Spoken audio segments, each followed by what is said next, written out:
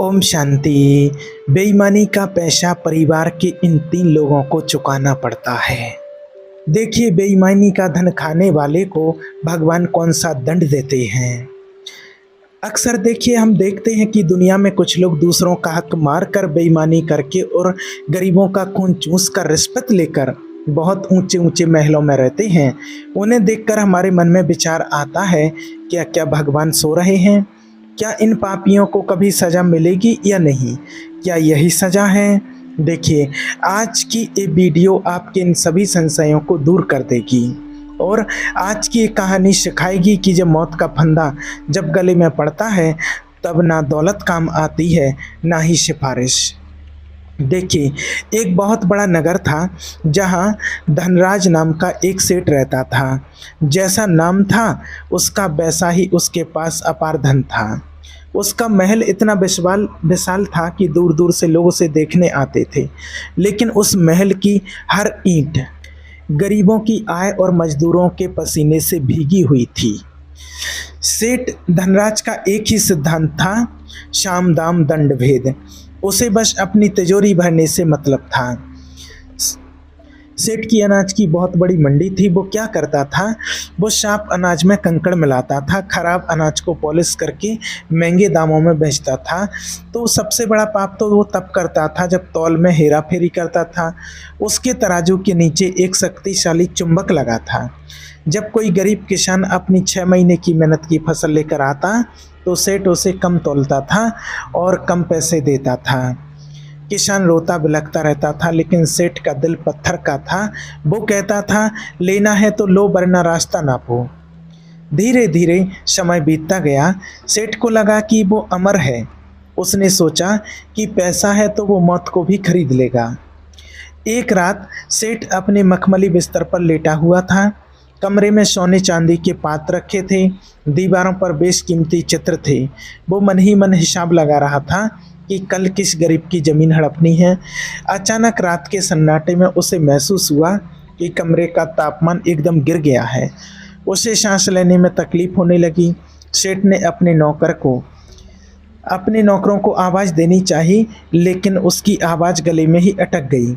उसे अपनी छाती पर एक भयंकर बोझ महसूस हुआ। ये दिल का दौरा नहीं था, ये उसके पापों का बोझ था जो अब उसे कुचल रहा था। तभी उसने देखा कि कमरे के अंधेरे कोने से 2 भयानक विशालकाय काली आकृतियां निकल रही हैं। उनकी आंखें बहकते अंगारों जैसी लाल थीं और उनके हाथों में मोटे मोटे लोहे के जाल थे। वे यमदूत थे। सेठ डर के मारे कांपने लगा। उसने हाथ जोड़कर इशारे से कहा, मेरे पास बहुत धन है, ले लो और मुझे छोड़ दो। लेकिन यमदूतों के चेहरे पर कोई दया नहीं थी। उन्होंने कड़कती आवाज में कहा, रे मूर्ख, यहाँ तेरी दौलत रद्दी के समान है, तेरा समय अब समाप्त होता है। यमदूतों ने एक झटके में सेठ के स्थूल शरीर से उसके सूक्ष्म प्राणों को खींच लिया।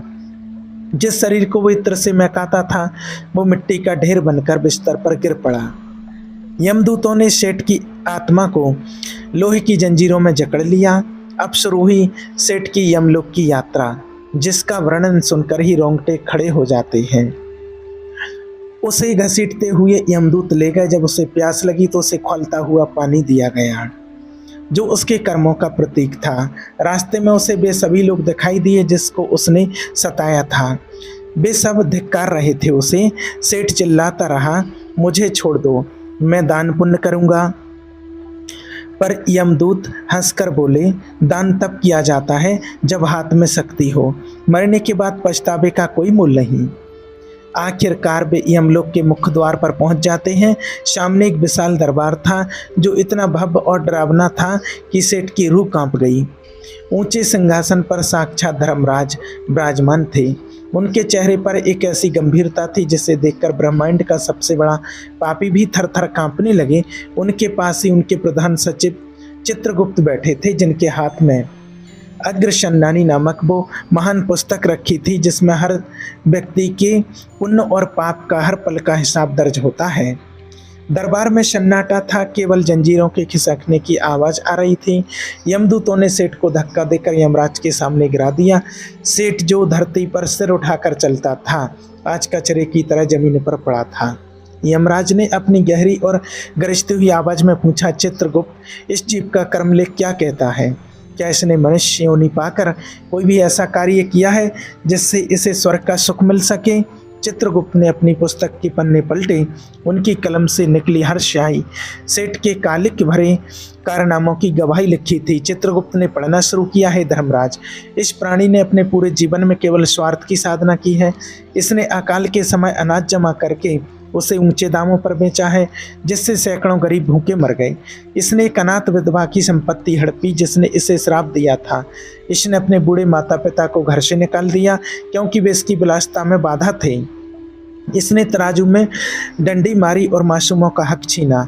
इसके खाते में पुण्य की एक भी बूंद नहीं है, केवल पाप का गहरा समंदर है। सेठ ने डरते डरते अपना सिर उठाया और गिड़गिड़ाते हुए बोला कि हे प्रभु, मैंने बहुत सारे मंदिर बनवाए हैं, भंडारे करवाए हैं, क्या उनका कोई मोल नहीं है?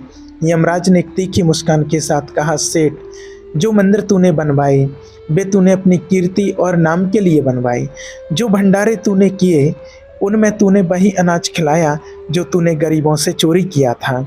चोरी के धन से किया गया दान पुण्य नहीं है, बल्कि पाप को छिपाने का एक और प्रयास है। तूने दान नहीं किया, तूने भगवान को रिश्वत देने की कोशिश की, लेकिन यहाँ रिश्वत नहीं चलती है। यमराज की आंखें क्रोध से लाल हो गईं। उन्होंने कहा, मनुष्य को श्रेष्ठ योनि इसीलिए दी जाती है ताकि वो दूसरों की सेवा करे, धर्म का पालन करे, पर तूने मनुष्य होकर भी पशुओं जैसा आचरण किया। तूने दूसरों का निवाला छीना, तूने वफादारी का खून किया, इसलिए तेरा न्याय भी वैसा ही होगा। यमराज ने अपने हाथ में न्याय का दंड लिया और कहा, चित्रगुप्त, इस पापी को ऐसी सजा दो जहां ये भूख और प्यास की समझ को तड़प सके और उस तड़प को समझ सके जिसने इंसानों के बीच रहकर इंसानों का मांस नोचा है। उससे अब उसी समाज के पैरों के नीचे रहना होगा। इस सेठ की उस भयानक यात्रा की शुरुआत थी जहां उसका अहंकार चूर चूर होने वाला था। यहाँ हमें ये समझना चाहिए कि आज हम जो कुछ भी कमाते हैं वो यहीं छूट जाता है, साथ जाता है सिर्फ हमारे कर्मों का लेखा जोखा। अगर आज आप किसी का दिल दुखाकर धन कमा रहे हैं तो याद रखिए, यमराज के दरबार में चित्रगुप्त की कलम कभी नहीं रुकती है। चित्रगुप्त ने जब सेठ की लंबी बेईमानी की सूची समाप्त की तो यमराज की भ्रुकुटियां तन गईं। उन्होंने अपनी दिव्य दृष्टि सेठ पर डाली। यमराज गरजते हुए बोले, धर्मराज, मनुष्य का जीवन एक अवसर होता है ऊपर उठने का, दूसरों के आंसू पहुँचने का, पर तूने उस अवसर को विनाश में बदल दिया।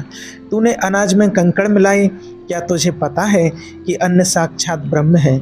जब तूने मिलावटी अन्न बेचा तो तूने केवल अनाज नहीं बेचा, तूने मासूमों के स्वास्थ्य और उनकी आयु को धीमा जहर दिया।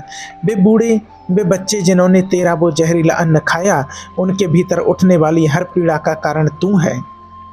यमराज ने आगे कहा, तूने तराजू के नीचे चुंबक लगाया था। तूने सोचा कि तूने कुछ किलो अनाज चुरा लिया है। नहीं, तूने उस किसान का वो विश्वास चुराया जो वो धरती माता पर और इंसानियत पर रखता था।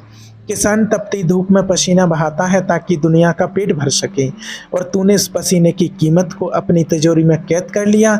याद रख, तराजू की वो डंडी केवल वजन नहीं तौलती थी, वो तेरे धर्म और अधर्म का भी माप करती थी, और आज तेरे धर्म का पल्ला एकदम खाली और हल्का है। यमराज का स्वर अब और भी अधिक भयानक हो गया था। उन्होंने कहा, इन सब से ऊपर तेरा एक वो अपराध है जिसकी माफी तीनों लोकों में नहीं है। उस असहाय विधवा की लाचारी का फायदा उठाना और उसकी मर्यादा को ठेस पहुंचाना। एक स्त्री जो समाज में अकेली थी और केवल अपनी मेहनत से अपना सम्मान बचाना चाहती थी, तूने उस पर अपनी कुदृष्टि डाली। जब उसने तुझे ठुकराया तो तूने उसकी मजदूरी काट ली। वो भूखी सोई और उसके आंसुओं ने मेरे सिंहासन को हिला दिया। स्त्री का अपमान करने वाले के लिए यमलोक में कोई साधारण दंड नहीं है। देखिए, आप लोग सोच रहे होंगे कि कौन सी विधवा स्त्री की बात कर रहे हैं जिनकी यमराज बार बार बात कर रहे थे। वो गौर कीजिए, उसी नगर की एक छोटी सी कच्ची झोंपड़ी थी। उस झोंपड़ी में रहती थी एक विधवा औरत। जवानी में ही बेचारी के सिर से पति का साया उठ गया था, लेकिन उसने कभी हार नहीं मानी। उसके पास न धन था न कोई सहारा, लेकिन उसके पास एक अटूट विश्वास था अपने राम जी पर। वो सुबह ब्रह्म मुहूर्त में उठती, अपनी झोंपड़ी की सफाई करती और राम जी की एक छोटी सी तस्वीर के सामने दिया जलाकर कहती है, हे राम, बस इतनी शक्ति देना कि कभी किसी का बुरा ना हो जाए मेरे से, और मैं हमेशा ईमानदारी की रोटी खाती रहूं। वो विधवा गांव के संपन्न घरों में साफ सफाई का काम करती थी और उसकी सादगी ऐसी थी कि लोग उसे मैया कह करके पुकारते थे।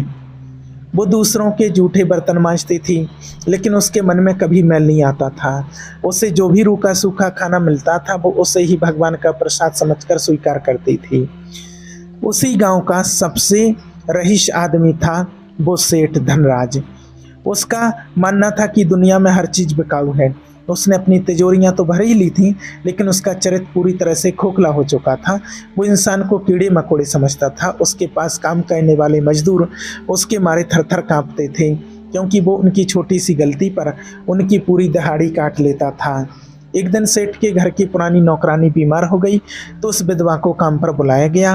विधवा ने सोचा कि चलो, इतने बड़े घर में काम मिलेगा तो शायद कुछ ज़्यादा पैसा मिल जाएंगे, जिससे वो अपनी झोंपड़ी की मरम्मत करवा लेगी। वो पूरी ईमानदारी और लगन के साथ हवेली की सफाई में जुट गई।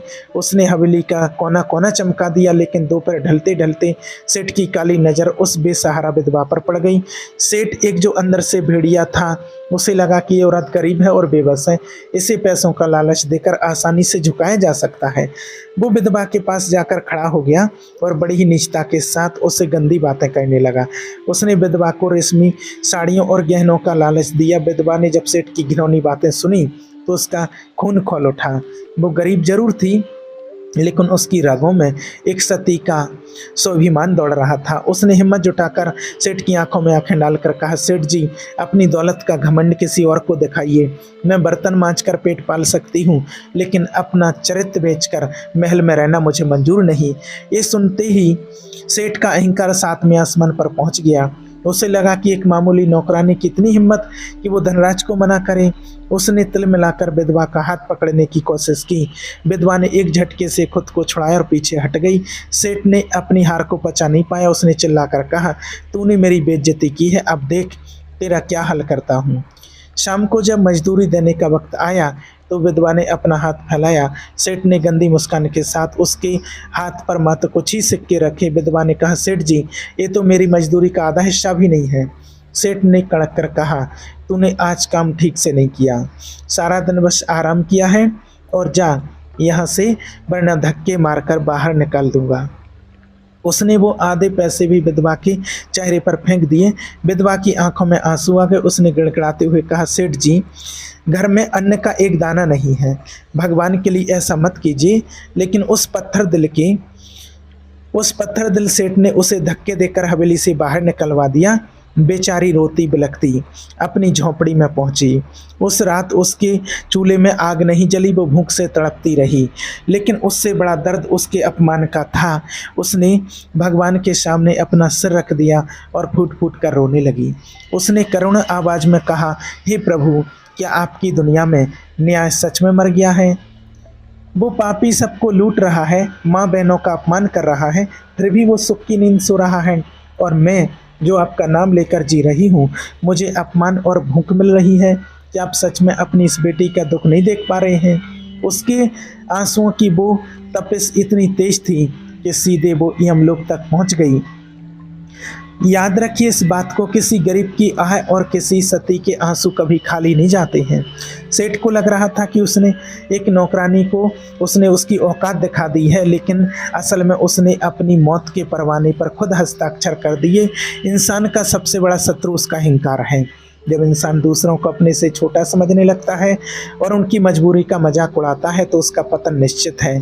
पैसा आज है, कल नहीं होगा, लेकिन आपके कर्म हमेशा आपके साथ रहेंगे।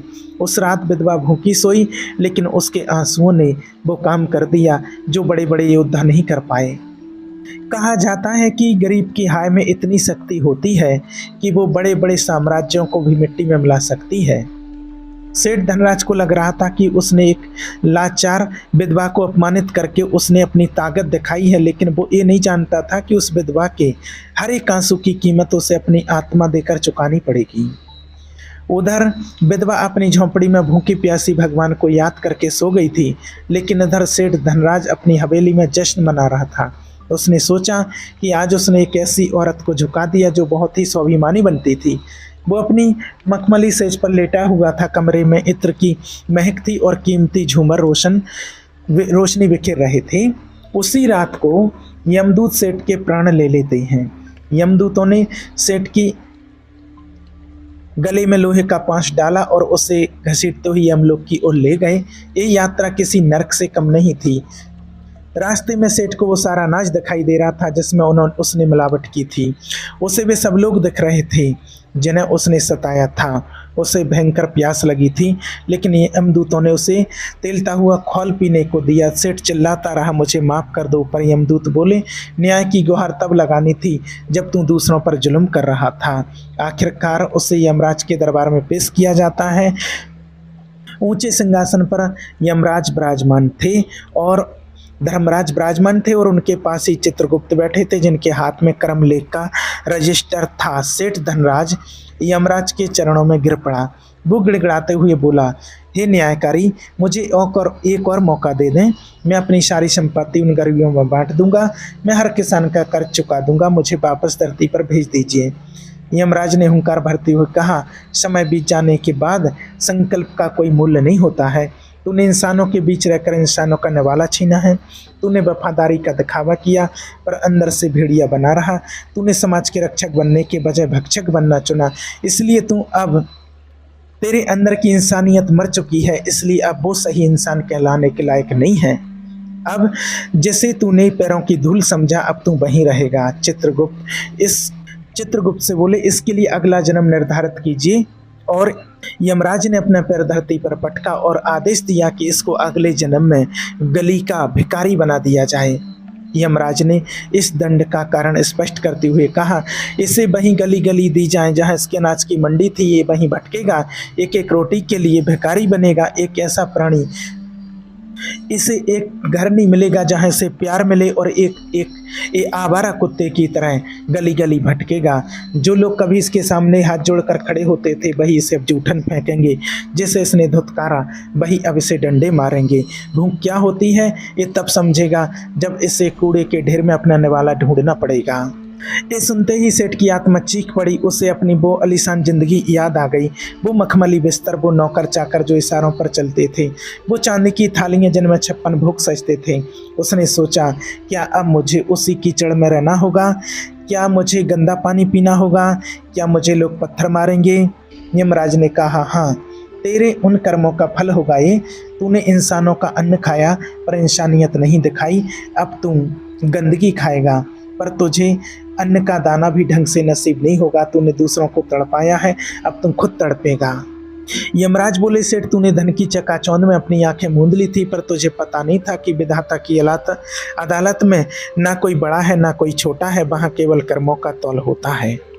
उधर चित्रगुप्त ने अपनी पुस्तक अग्रशानी के पन्ने पलटे और बोले, हे धर्मराज, इस जीव धनराज ने सिर्फ केवल एक विधवा को ही नहीं सताया, बल्कि इसके पापों की जड़ें बहुत गहरी हैं। इसके कर्मों की बही खाते में एक और ऐसी काली कथा दर्ज है जिसे सुनकर किसी भी पत्थर दिल इंसान की आत्मा कांप जाए।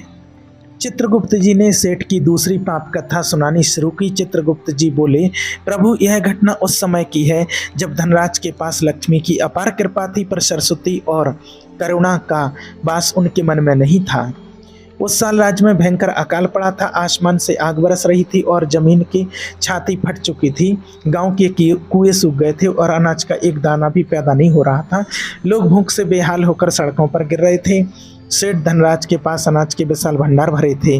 वो चाहता तो पूरे गांव की भूख मिटा सकता था, लेकिन उसने अपने गोदामों पर मोटे मोटे ताले लटका दिए ताकि वो बाद में उस अनाज को महंगे दामों में बेच सके। वो इंतजार कर रहा था कि जब भूख से तड़प कर लोग अपनी ज़मीनों के कागज़ लाएंगे तब वो उन्हें कौड़ियों के दाम में खरीदेगा। उसी शहर में रामू नाम का एक गरीब मजदूर रहता था। रामू ने अपनी पूरी जवानी इसी सेठ के गोदामों में बोझा ढोते हुए गुजार दी थी। उसका शरीर अब थक चुका था। घर में उसकी पत्नी बीमार थी और उसका छोटा बेटा भूख से बिलख रहा था। रामू के पास फूटी कौड़ी भी नहीं बची थी। अंत में वो अपनी पत्नी के आखिरी गहने चांदी के कंगन लेकर सेठ की हवेली पर पहुंचा। रामू ने कांपते हाथों से कंगन सेठ के सामने रख दिए और गिड़गिड़ाते हुए कहा, सेठ जी, आप तो अन्नदाता हैं, मेरा बच्चा 3 दिन से भूखा है। ये कंगन रख लीजिए और मुझे बस थोड़ा सा अनाज दे दीजिए ताकि मेरे परिवार के प्राण बच सकें। मैंने उम्र भर आपकी सेवा की है, मुझ पर रहम करें। चित्रगुप्त कहते हैं, प्रभु इस पापी धनराज ने उन कंगनों की तरफ देखा और एक थाका लगाया। इसने कहा, रामू, व्यापार में वफादारी की कोई कीमत नहीं होती है। इन सस्ते कंगनों के बदले में अपना कीमती अनाज नहीं दे सकता। अनाज अब सोने के भाव बिक रहा है। अगर अनाज चाहिए तो अपने खेत के कागज ला, वरना यहाँ से दफा हो जा। बेचारा रामू रोता रहा, उसके पैरों में गिड़गिड़ाता रहा, लेकिन सेठ का दिल नहीं पसीजा। उसने अपने नौकरों को हुक्म दिया कि इस कंगाल को धक्के मारकर बाहर निकालो। रामू जब हवेली से बाहर फेंका गया तो उसके कंगन भी धूल में मिल गए। रामू ने रुवासी सी आवाज में आसमान की तरफ हाथ उठाए और कहा, सेठ, आज तू अनाज पर कुंडली मारकर बैठा है, पर याद रखना, विधाता तुझे इसी अनाज की एक एक दाने के लिए तरसाएंगे। कहते हैं, जो हाथ आपकी उन्नति के लिए पसीना बहाते हैं उनका कभी अनादर नहीं करना चाहिए। मजदूर का हक मारना ईश्वर का अपमान करने के बराबर होता है। अनाज जो तिजोरी में बंद करके वो दूसरों को तड़पाता है, उसे अगले जन्म में गंदगी और जूठन पर पलना पड़ता है। किसी बेबस इंसान की आंखों से निकले आंसू पापी के कुल का विनाश करने की शक्ति रखते हैं। यमराज बोले, धनराज, अब तू समझ गया होगा कि क्यों तुझे ये भिखारी के जन्म में तुझे भेजा जा रहा है। एक बात याद रखना, यह बहुत बड़ी गहरी बात छुपी है कि भगवान हमें दंड नहीं देते हैं, हमारे कर्म ही हमें दंड के रूप में मिलते हैं। सेठ ने कभी किसी की पीड़ा को नहीं समझा, इसलिए अब वो ऐसे घर में जन्म लेने के लिए जा रहा था जहां वो बोल भी नहीं पाएगा, केवल करहा पाएगा। भिखारी का अर्थ है दूसरों पर निर्भरता और अपमान का घूंट पीना। यमराज ने यमदूतों को इशारा किया और उससे इस सृष्टि पर भेज दिया जहां से पुनर्जन्म का चक्र शुरू होता है। और सेठ की आत्मा देख पा रही थी कि अब उसका नया शरीर आकार ले रहा है और उसकी यादें अभी भी उसके साथ थीं, जो उसके दंड को और भयंकर बना रही थीं। एक बात याद रखना, पद, प्रतिष्ठा और पैसा इस लोक के आभूषण हैं, केवल परलोक में केवल आपका चरित्र और आपकी दयालुता ही आपके काम आती है। जो लोग आज शक्ति के मद में गरीबों को कुचल रहे हैं, उन्हें ये जान लेना है कि ऊपर वाले की कचहरी में देर भले ही हो, पर अंधेर कभी नहीं होता है। जैसे ही सेठ की आत्मा ने अगले शरीर में प्रवेश किया और उसका जन्म हुआ एक भिखारी के घर में, और ऐसा भिखारी जो बोल नहीं सकता था, गूंगा था। ऐसे बच्चे के रूप में उसने जन्म लिया। अब वो सोच रहा था कि मेरा वो मखमली बिस्तर कहाँ है, वो इत्र की खुशबू कहाँ गई। अब उसके चारों ओर केवल नाली की दुर्गंध थी, शरीर पर कीचड़ था। उसकी वो जीभ जो कभी केसरिया पकवानों का स्वाद लेती थी, अब प्यास के मारे लटकी हुई थी। शिव की आत्मा जो अब उस भिखारी के रूप में थी। और अब सेठ ने कहा कि कड़ाके की ठंड में अब तो यहाँ सुकड़ना है, और भिखारी के रूप में तो भयंकर दुख और दर्द है। पेट की आग बुझाने के लिए कूड़े और ढेरों में मुंह मारना है, और सबसे बड़ा दुख इंसानों की धुतकार, और उनके कभी कभी पत्थर भी खाने पड़ते हैं। लोग तो कभी कभी धुतकार भी देते हैं। और अब जानिए कि आखिर वो कौन से कुकर्म है जो कि इंसान को नीच से नीच बना देती हैं, ताकि संसार के अन्य लोग भी इस नरक से बच सकें। और भिखारी बनना, देखिए, कोई साधारण दंड नहीं है, एक दर्पण है जिसमें वो अपना असली चेहरा देख सकता है।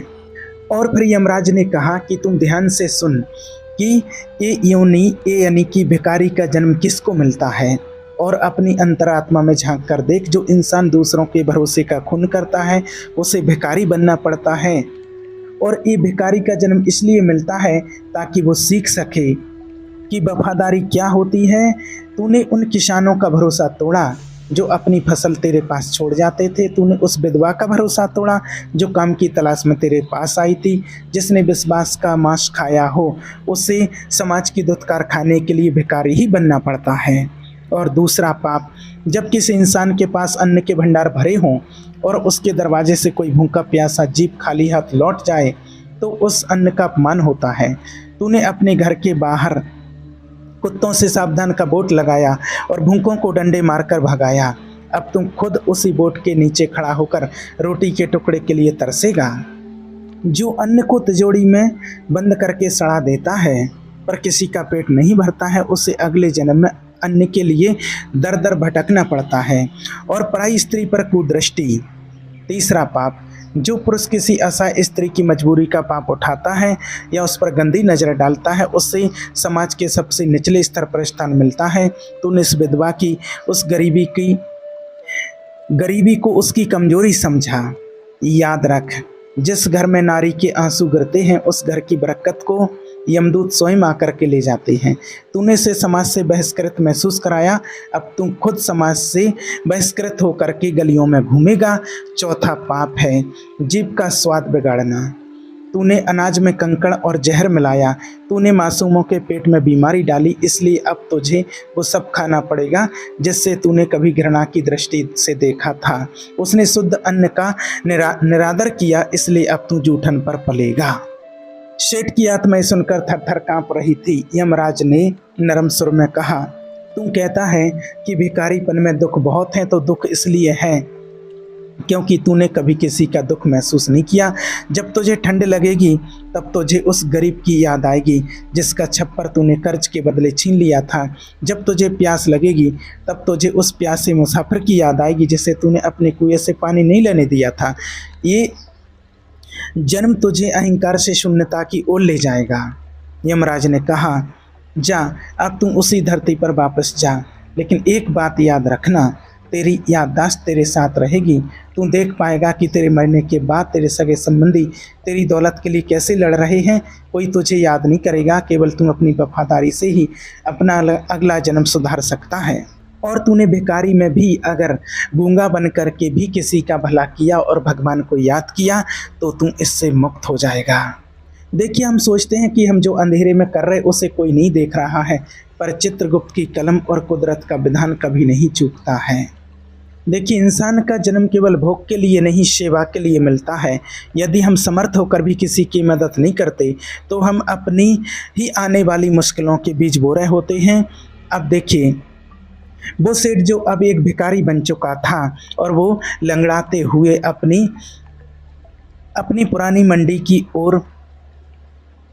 अपनी पुरानी अनाज मंडी की ओर बढ़ा। उसने सोचा कि शायद उसे पुराने नौकर या उसके मुनीम या उसका परिवार उसे पहचान लेगा। वो अपनी ही आलीशान हवेली के दरवाजे पर पहुंच जाता है। वहां उसने देखा कि उसके बेटे और रिश्तेदार उसकी संपत्ति के बंटवारे के लिए आपस में लड़ रहे थे। किसी की आंखों में सेठ के लिए एक आंसू तक नहीं था। जैसे ही वो भिखारी हवेली की दहलीज के अंदर घुसने लगा, उसने अपने बेटे ने चिल्लाते हुए कहा, अरे इस गंदे भिखारी को अंदर किसने आने दिया? दरबान, इसे बाहर निकालो, वरना ये घर को अपवित्र कर देगा। दरबान ने उसे घसीटते हुए बाहर निकाल दिया। उसने सोचा, जिस घर को मैंने खून पसीने दूसरे के खून से बनाया, आज उसी घर के दरवाजे मेरे लिए बंद हो गए हैं। 2 दिन बीत जाते हैं और उस भिखारी को अन्न का दाना भी नसीब नहीं हुआ। वो उसी अनाज की मंडी की गलियों में भटकता रहा जहां उसने हजारों टन अनाज बंद करके रखा था। वो अपनी ही दुकान के सामने जाता है जहां उसका मुनीम बैठा था।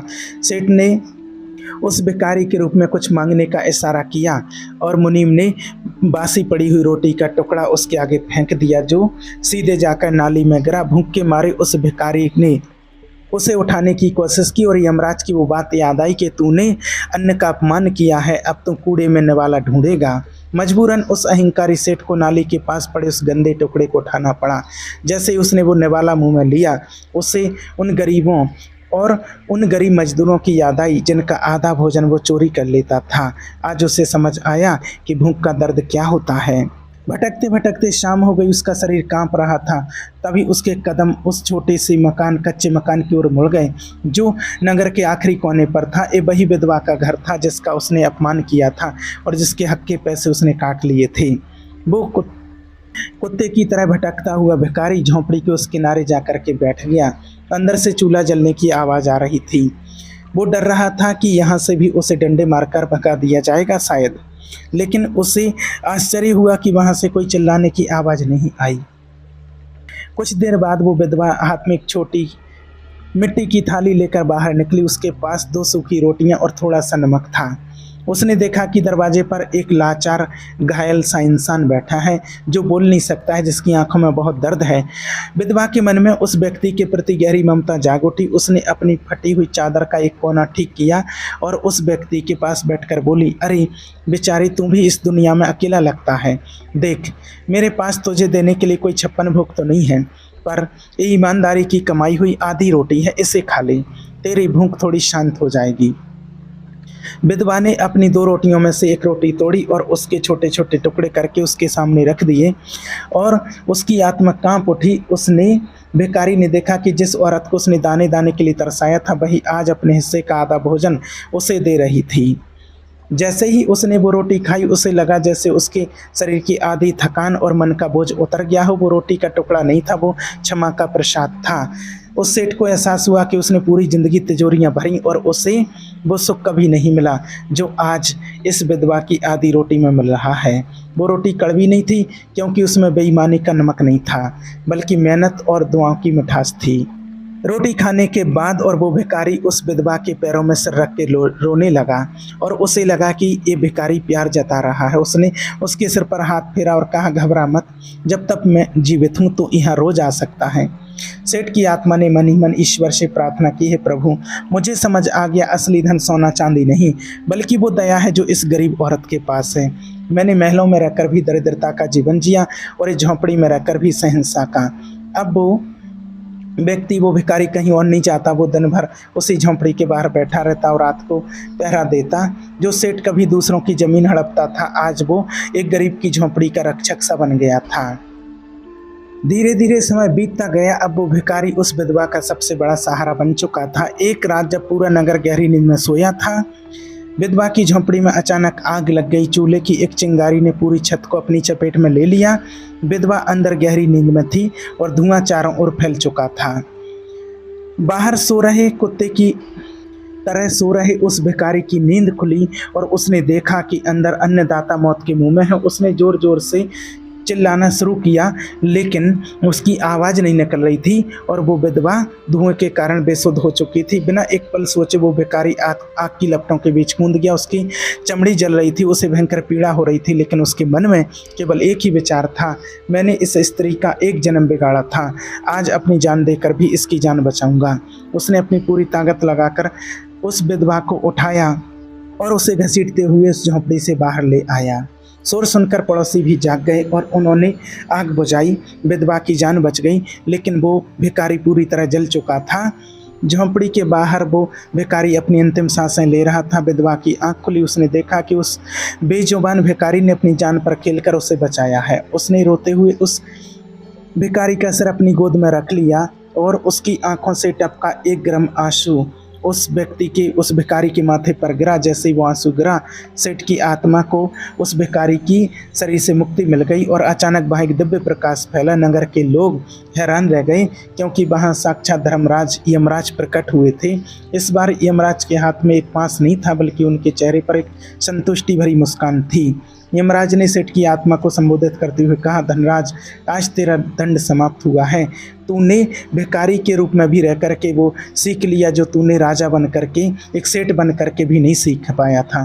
तूने निस्वार्थ सेवा की, तूने अपनी जान की परवाह न करते हुए उस स्त्री की रक्षा की जिसका तूने कभी अपमान किया था। तेरे पश्चाताप के आंसुओं ने चित्रगुप्त के बही खाते से तेरे सारे पाप धो दिए हैं। और वहाँ सभी के सामने यमराज ने कहा, लोग कहते हैं कि भगवान निर्दयी है जो सजा देता है, लेकिन सत्य ये है कि ईश्वर की लाठी बेआवाज होती है, पर उसका प्रहार सीधा आत्मा पर नहीं, उसके कर्मों पर होता है। ईश्वर दंड सुधारने के लिए देता है, मिटाने के लिए नहीं। जो इंसान दूसरों का हक मारता है, उसे एक ना एक दिन वो हक अपनी खाल खिंचवा कर चुकाना पड़ता है। और वही सेठ फिर एक नेक रूप में, नए इंसान के रूप में जन्म लेता है, अपना पूरा जीवन परोपकार में लगा देता है। तो देखिए, आज की कहानी केवल सुनने के लिए नहीं बल्कि अपने जीवन में उतारने के लिए है। आज हम जो कुछ भी गलत करते हैं हमें लगता कोई नहीं देख रहा, लेकिन याद रखिए, आप जो बोएंगे वही काटेंगे। आज की बेईमानी कल का भयंकर दुख होता है। अगर आपसे कोई गलती हुई है तो समय रहते माफ़ी मांग लीजिए और सेवा का मार्ग चुनें। 56 भोग से कहीं ज़्यादा सुख उस आधी रोटी में है जो मेहनत और ईमानदारी से कमाई गई हो। और ध्यान रखना, अगर इस कहानी से कुछ भी सीख मिली हो तो आज से और अभी से किसी के साथ बेईमानी और छल कपट और किसी को गंदी नज़र से नहीं देखना। ओम शांति।